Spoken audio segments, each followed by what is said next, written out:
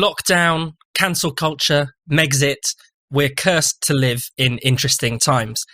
Thankfully, Spiked is here to help you make sense of it all and to push back against the tide of misanthropy, authoritarianism, and identity politics.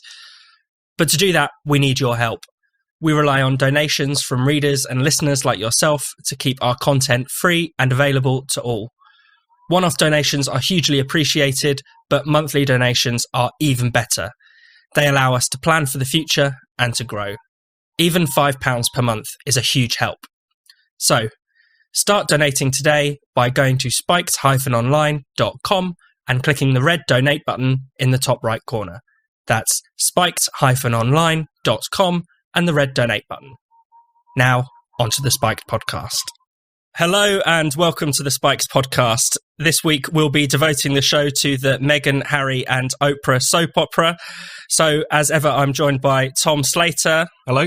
And Ella Whelan. Hi. But we also have some extra special guests on to speak their truths. So we're delighted to also be joined by Freddy Gray, editor of Spectator USA, and Dr. Lisa McKenzie. The Duke and Duchess of Sussex have accused the royal family of failing to protect them. I just didn't want to be alive anymore. I went to a very dark place as well. I didn't have anyone to turn to. Public opinion on the differences between the two camps is deeply divided. Concerns and conversations about how dark his skin might be when he's born. What? This is a 2-hour trash-a-thon of everything the Queen has worked so hard for. Earlier this week, the Duke and Duchess of Sussex sat down for an explosive 2-hour interview with Oprah Winfrey. The pair told Oprah that the pressures of royal life and the constant glare of the media spotlight had led Meghan to contemplate suicide. There were allegations of racism against the royal family. An unnamed senior royal is said to have been concerned about the skin colour of the couple's first child. It was also claimed that Archie was denied the titles and protections he was owed as a royal. Freddie, you're probably the most sympathetic to the monarchy of any of us talking right now, but you predicted that this would all go south at the time of Harry and Meghan's wedding. So what did you make of the interview itself? Well, it's very rare that I feel like I got something right. But I think I did get it right because I wrote a piece for The Spectator in 2017. Made in Windsor was the cover. And it was about how they were sort of descending into a reality TV show. And the trigger for the piece was the Heads Together campaign, which a lot of people got very excited about because the younger royals started talking about mental health because they decided this was a good issue for them to get sort of stuck into. And a lot of sort of suck-ups and like royal hangers-on got very excited about it and said that, you know, this is very exciting because they're rebranding for a younger generation. Younger people are interested in mental health and stuff. And I think the people behind it thought they were being very clever. And I think even the younger royals got excited, this idea that they were venturing out on their own. The old guard was moving on. They were becoming the kind of dynamic force of the monarchy. And it involved these ridiculous things like Prince William doing a video chat with Lady Gaga in which they talked about their struggles with mental health and things like that. Clearly, some people in the royal family decided this was not really working and it's not actually what the royal family should be doing. And they moved back from it. But I think Meghan and Harry were like, no, this is how we can be royals, is we can just gas on about our feelings and turn all TV appearances into sort of psychiatric counselling sessions. And I think that's what's happened. They couldn't do it within the structures of the monarchy. So there was Megxit, they left, and now they're doing it from across the Atlantic. And the soap opera is just becoming a sort of more Americanized reality TV show. You know, Lisa, there was a lot of talk from both of them about, you know, how much they've suffered over the last few years. I mean, did you have any sympathy? Yeah, my heart was bleeding desperately, absolutely in floods of tears at their plight of having to move to Santa Barbara and raising their child without being a prince. Absolutely gutted for them.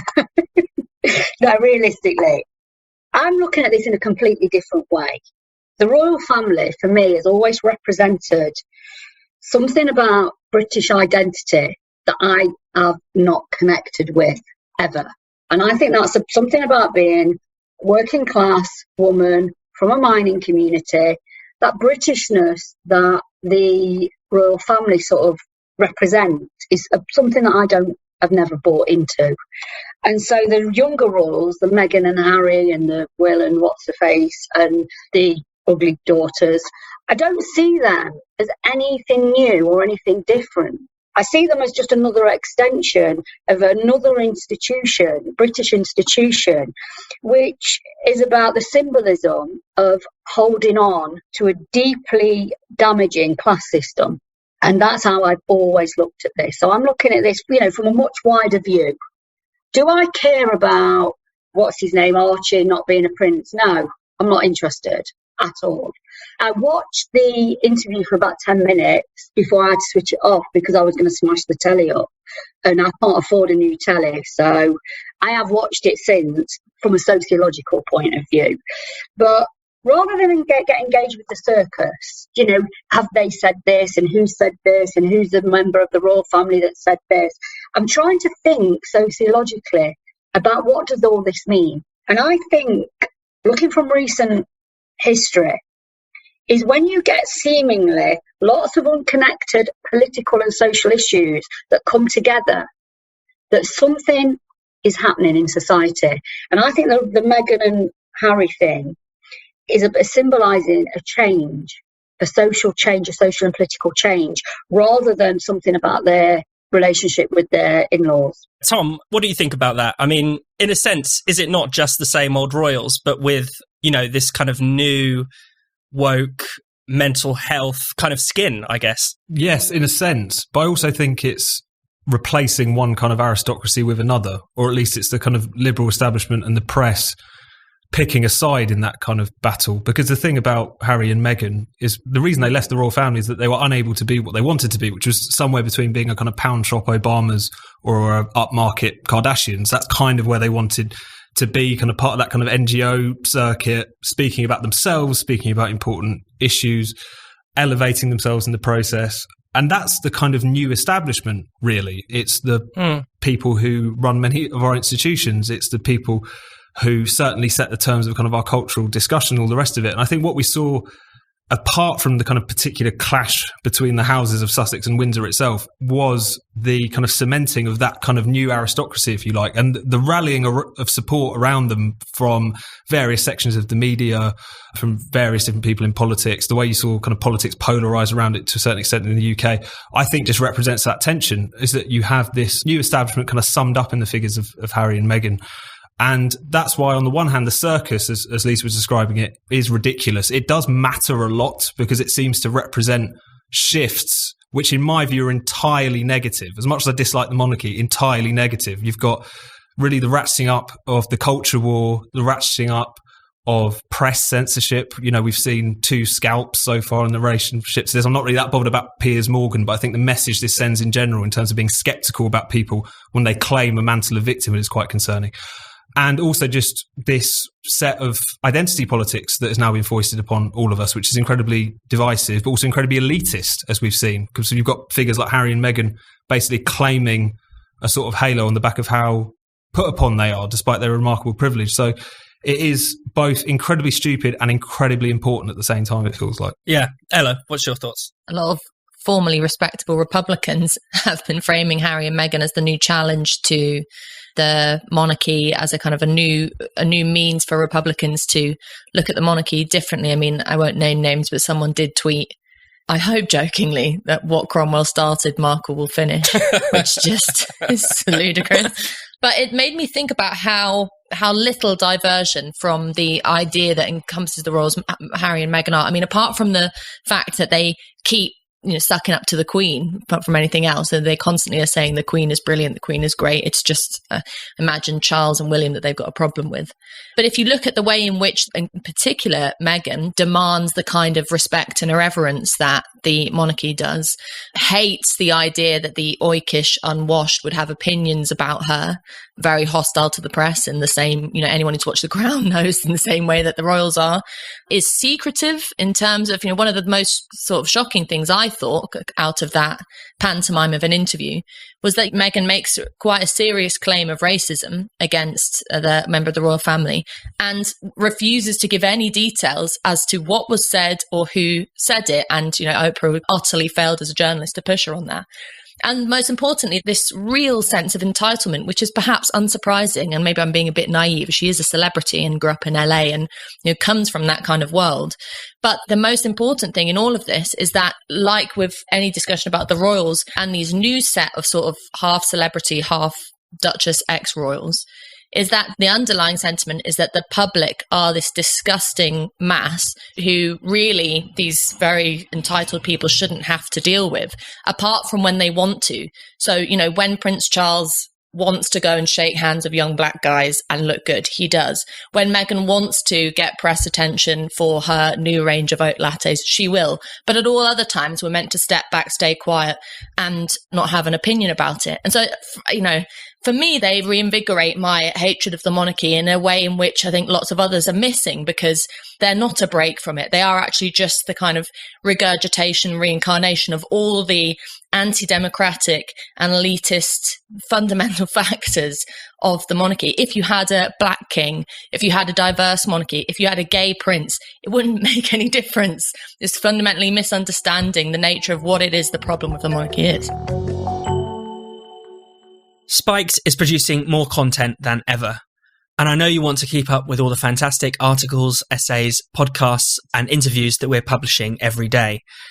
If you never want to miss anything we do, make sure you sign up to our daily newsletter. It's called Today on Spiked. Every weekday, you'll get a roundup of all of Spiked's content, plus some exclusive commentary from the Spiked team, usually Tom Slater or myself. To get all of that, just go to spiked-online.com/newsletters and sign up to Today on Spiked now. Now, back to the Spiked podcast.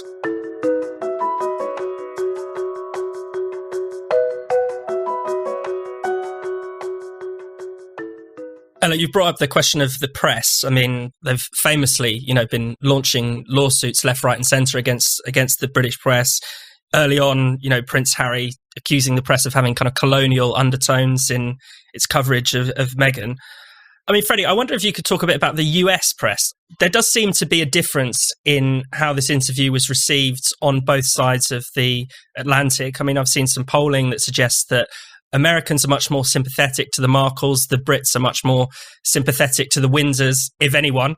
I mean, what's it been like, from the US angle? I think as Brits, we should all be aware of our weird neuroses when it comes to Americans and the royal family, because we have very polar reactions to Americans and the royal. We either think that they spend all their time adoring the royal family and that they're fascinated by the sort of mystique and just the oldness of it, or we swing the other way and we go, oh, they hate us, they're egalitarian, they don't understand Britain, they think we're all racist and patriotic. And we it's self-hatred and self-loving all wrapped up into one. And the point is really for Americans, it's a massive country with a very complex media ecosystem. It's a relatively minor story. I mean, it's obviously, it's big this week because it's a big celebrity story in a very boring time. But it's not that interesting. I think Oprah got 19 million views on the night. The Super Bowl gets 98 million views. So it's not that interesting. And I think this sort of idea that Americans suddenly all think we're racist because there's lots of people on talk shows saying what a great opportunity it was for Britain to become a multicultural country and that we'd failed somehow.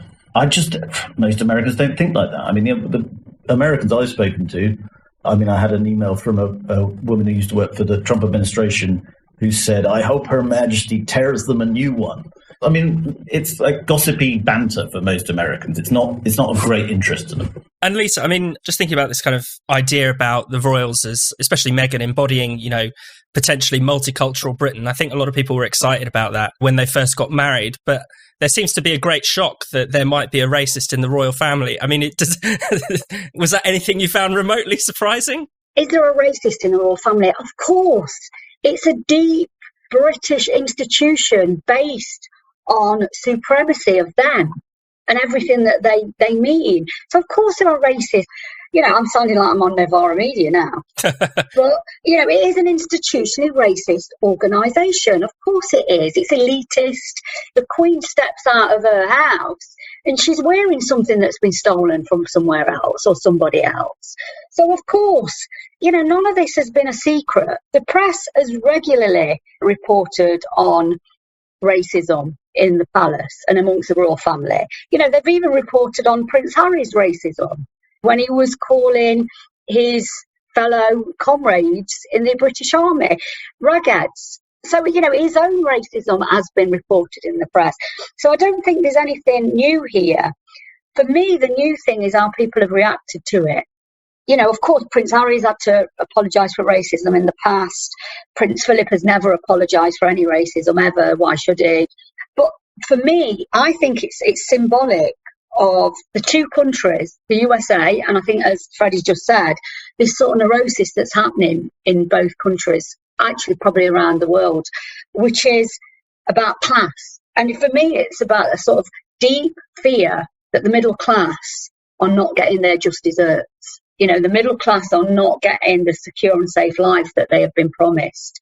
And I think political tectonic plates are shifting. I've had a real think about this, that this situation with Meghan and Harry is connected to Brexit. It's connected to Trump, the fear of Trump returning. How do we cement liberal ideas in society? Because, God, we don't want Trump to come back. The British institutional elite, terrified that Brexit is here and what does that mean for them? And I think these things are political. Let's not forget that Meghan and Harry are surrounded by strong and powerful political ideas and people that are all using this. I start to think about the First World War and what happened the last time when the royal family fell out with themselves, and millions of people died because cousins felt that Queen Victoria liked one better than the other.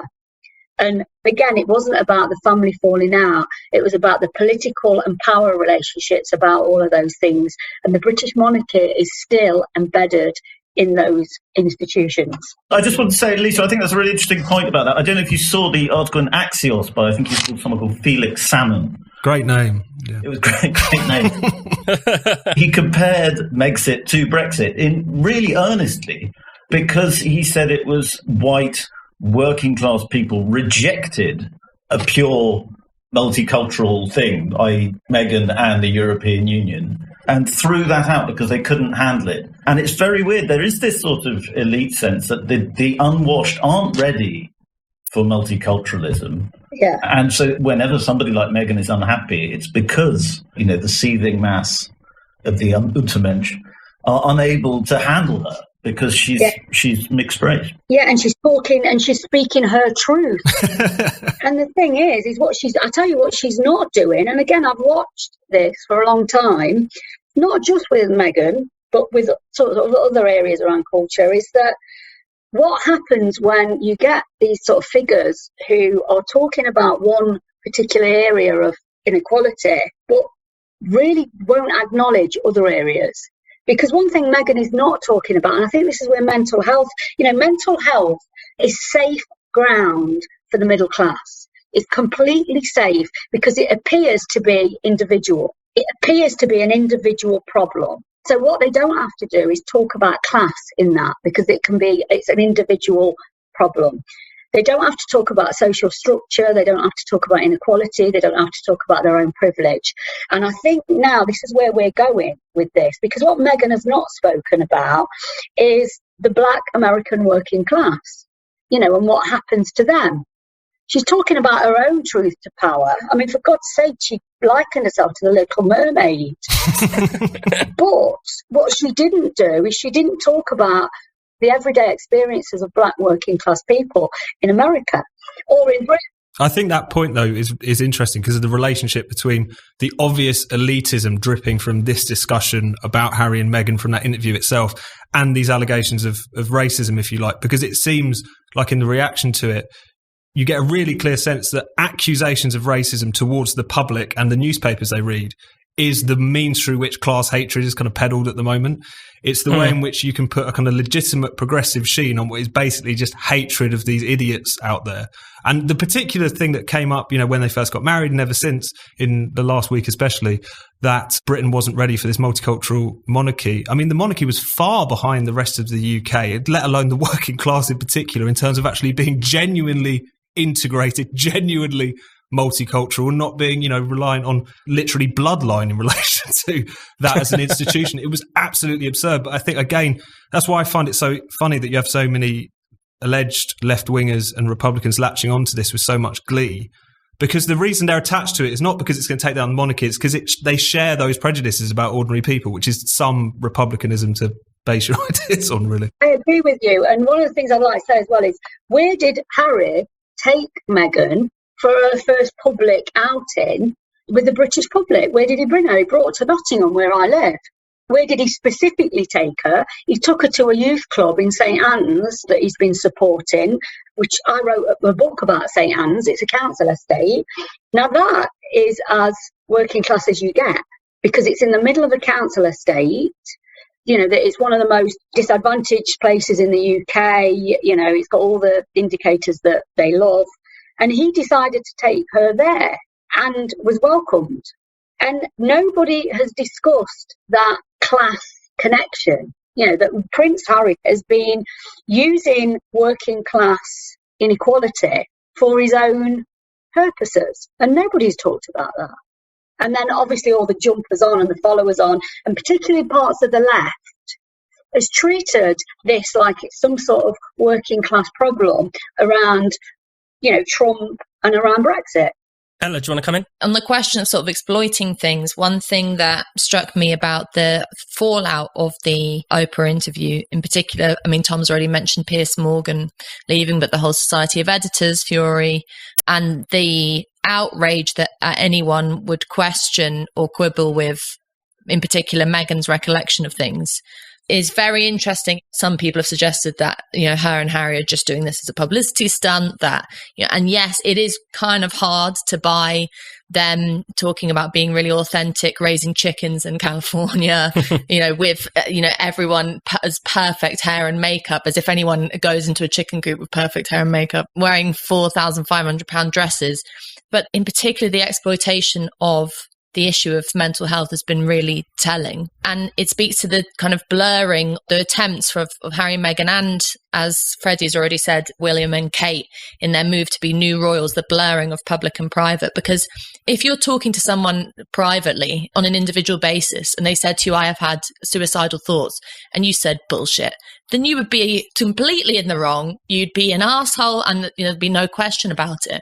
But when it becomes a public political matter of a question of, a former set of royals talking about their experience with an institution that still exists and still has power in the UK, no matter how personal, you have to be able to question that statement and that truth. It is not their truth anymore. It's potentially our truth because it's out there in the public and it's about an institution that has an impact on our lives as British citizens.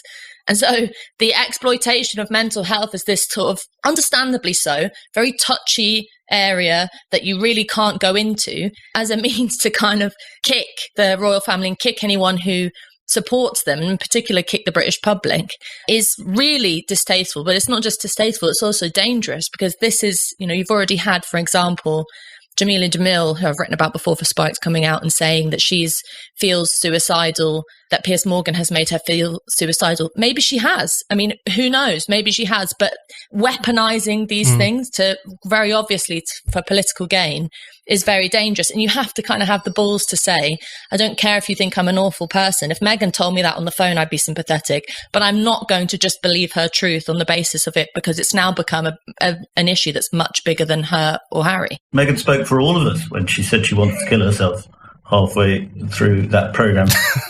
I think the real thing is that once you start talking about mental health, the whole truth thing that everyone keeps talking about does become totally subjective. And, Meghan can say she was married in secret 3 days before the actual wedding, even though that's obviously complete rubbish. And Harry can say that he never went, it's great that he can go cycling with Archie because he never got to do that with a kid, even though there's a photograph of him cycling with his parents. It doesn't matter. As long as he feels these things, it doesn't matter. If he doesn't feel lucky and privileged, it doesn't matter. He's unhappy, and we all have to feel sorry for him. This is sort of what wokeness, very overused word, it's what it is. It's got nothing to do with truth. It's about identity and feeling. And everybody's truth is individual. Can I just say as well, the word wokeness, I think we're going to have to redefine that. We're going to have to talk about it in a different way, because the minute you say wokeness, everybody goes, I know. It's annoying. It was hard to come up with a better term, though. Right-wing trope. That word, the minute I hear trope, I go, oh my God, these people have got, there's no thought behind this. You're spreading a racist trope. I'm like, gone, not interested. Also, I heard someone on radio yesterday, I think, saying blatant racial undertones. If they're undertones, they're not blatant. Right? So you can't always say this stuff is obvious if you're saying it's subconscious or it's not. But this is a whole new definition of racism, and I think this comes onto the press point, because, as Ella was saying, the mental health accusations have been used to kind of completely shut down discussion. The accuser is holy. If you accuse them of basically pushing you to the brink of suicide in public. But the same is exactly true of the racism allegations, because really, as we've talked about, no specifics were really provided. And when we're talking about the press in particular and all of the cancellations which seem to have been sparked by that, this is really based on sheer assertion and imputing of motives and asking questions. Why were there so many critical stories of Harry and Meghan? Which I think the answer to that is very obvious, because they're really fucking annoying. And I've said that before in this podcast, but it's still, it's that question of, if you can say this is my lived experience, if you can say this is my interpretation of events, and you can claim the mantle of victimhood, then the accuser is holy, and it's the end of the discussion. And that's a huge problem for journalism and for criticising powerful people, because what the Harry and Meghan thing has demonstrated is that even the most privileged people can use that mantle very effectively. And there's a lot of idiots out there in the media and on the alleged left wing who will completely back them in that perspective. And what really worries me is that it's not about Piers Morgan leaving Good Morning Britain. He'll be absolutely fine. We know all of that. But it's the fact that this is just going to push the narrative that the press is basically rotten and needs to be brought to heel, and is going to continue to send the signal that if these claims are made, even if it's by a public figure who had all kinds of interest to either misremember or even misrepresent what actually happened, you just have to shut up. And that's a really bad position to be in. It's bad for critical thinking, because it means you can't interrogate anything. And for me, that is problematic, because, when you are in a position of little power, the only thing you have ever got is to question. That's all you can do. And if you are prevented from doing that because it means that you're a bad person, the power relationships, become really exacerbated then, don't they? The elite stay exactly where they are. The middle class get to hold on to their space and nothing changes. And I think this is why this is a much bigger issue than the falling out within the royal family. And it's a bigger issue than it's been previously. I think this is a much bigger issue than so they keep going on about, the Diana interview. This is much bigger than that, because that was about, a person that was sort of dishing the dirt. This has been taken on by all sorts of power relationships around it, and politics, and international and global politics. You're listening to the Spiked podcast. This podcast, like all of Spiked's content, is free. There's no paywalls or no paid subscriptions. We rely on the support of our loyal listeners and readers like yourself to keep producing our groundbreaking podcasts, interviews, articles, essays, and more. So, if you're a regular listener to our show, please do consider donating to Spiked, or even better, becoming a regular donor. Even £5 per month can make an enormous difference. To start your regular donation today, just go to spiked-online.com and click the red donate button in the top right corner. That's spiked-online.com and the red donate button in the top right corner. Now, back to the Spike podcast.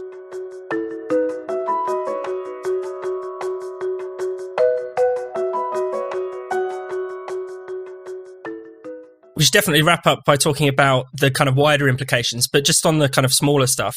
I think I'm inclined to agree with Lisa that actually this cements things as they are, but does it cement the monarchy or does it damage the monarchy, do you think, Freddie? Because there's, in many ways, I think it's a reinvention of it. I watched the Fergie, for an article, I should say, not because I'm that sad, but I watched the Fergie and Oprah interview after I watched the Meghan and Harry one in 1996. And what was amazing was it was sort of the same thing, really.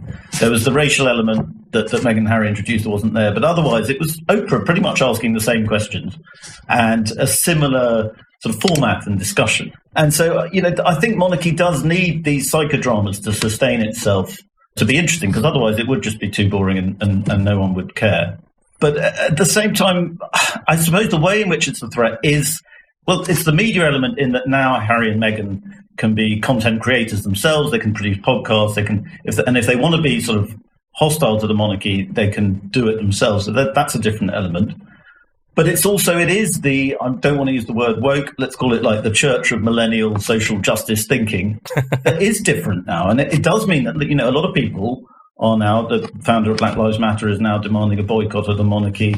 It can become a war on the monarchy in a way that it wasn't before. And so I think it is a threat to the monarchy. Whether we should care about that anymore, I don't know, because in this fiercely democratic age, once the Queen is dead, the sort of semblance of monarchical dignity will go, because all of the children and grandchildren have had these tabloid psychodramas. It's just a soap opera. And finally, what do we think it means in terms of shoring up the establishment? We just have seen, as we've alluded to, it has been a launch pad for attacks on free speech. Essentially, it has given the kind of woke politics, the identity politics, the royal sheen, the royal seal of approval. Does anyone want to come in on that as the kind of final point? I think it really reveals the shallow nature of identity politics, because the reason why the monarchy is a threat to political progress, in my view, anyway, as a Republican, is because at figurehead as the Queen may be, it's a symbol of the idea that there should be, as Walter Bagshot put it, this idea of the dignified, an institution that is above the average Joe or Jane, that serves to either be a inspiration in a kind of form of reverence, or as a symbol of that there are things that are higher than us, that are higher than the average Joe and Jane. And it's that undemocratic nature of it which has to be challenged.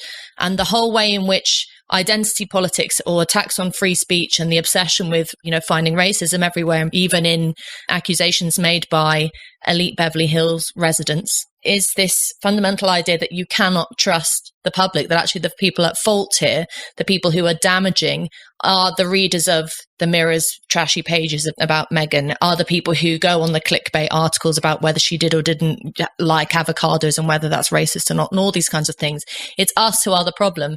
The monarchy is perfectly happy with that. Let me tell you, because the one thing that will threaten that institution is the idea that there is power and trust in the crowd, in the masses. And what the middle class proponents, as Lisa has said, of identity politics, who like to look like they are being progressive and challenging, are really doing is undermining the idea that there can be any real political change, any real challenge to power, any real speaking truth to power, because what you're actually doing is just shoring up the very elitist idea that both the Queen has and your most ardent anti-racist has, that you cannot trust the thoughts or the speech or the potential of an ordinary person.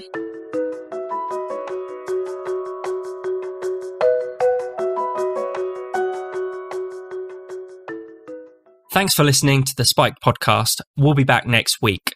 If you enjoyed the show, why not check out some of Spiked's other podcasts in the meantime? We have The Brendan O'Neill Show, in which Spiked's editor talks all about the big ideas, bad ideas, problems and controversies of life in the 21st century, all with the help of an esteemed guest. Then there's Culture Wars, hosted by Spiked columnist, stand-up comic and satirist Andrew Doyle.